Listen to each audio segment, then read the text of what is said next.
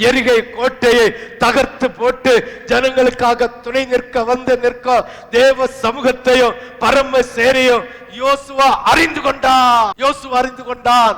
எரிகோ கோட்டையை உடைப்பதற்கான அபிஷேகம் வந்து நின்றதை, எரிகோ கோட்டை உடைப்பதற்காக தேவ சமூகம் வந்து நின்றதை யோசுவா புரிந்து கொண்டு முகங்குப்புற விழுந்து வணங்குகிறான்.